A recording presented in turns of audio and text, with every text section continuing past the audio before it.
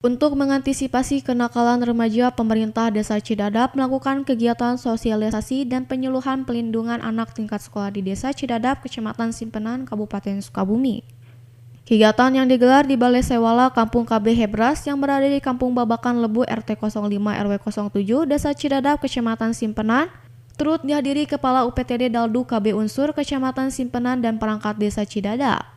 Menurut Sekdes Cidadap Aditya Fahrul Hidayat mengatakan, kegiatan sosialisasi ini dilakukan pemerintah Desa Cidadap guna memberikan pemahaman kepada generasi muda tentang pergaulan dan kenakalan remaja yang marak sering terjadi di sejumlah daerah. Dengan adanya kegiatan sosialisasi dan penyuluhan pelindungan anak tingkat sekolah di Desa Cidadap, bisa dipahami oleh para remaja yang hadir untuk menghindari hal-hal yang tidak diinginkan terkait kenakalan remaja.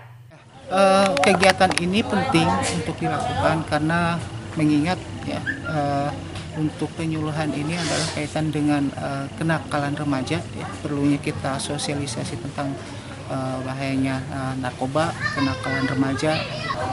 Harapannya adalah semoga masyarakat bisa membantu atau menjaga anak-anaknya dari sesuatu yang artinya membahayakan anaknya tersendiri, khususnya untuk di lingkungan masing-masing.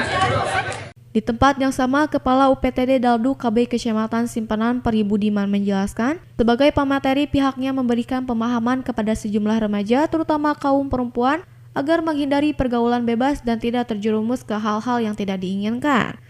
Tidak hanya itu, pihaknya juga memberikan pemahaman tentang perkawinan di bawah umur serta reproduksi remaja, anemia, dan stunting.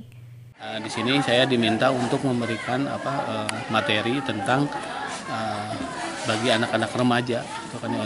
Kemarin tadi membawakan kesehatan reproduksi remaja, terus lagi penyakit anemia sama stunting. Untuk kegiatan ini sebenarnya sih sering dilaksanakan tiap bulan sekali karena keliling ada 7 desa. Jadi alhamdulillah bulan ini hari ini mungkin ada di Desa Cidadap.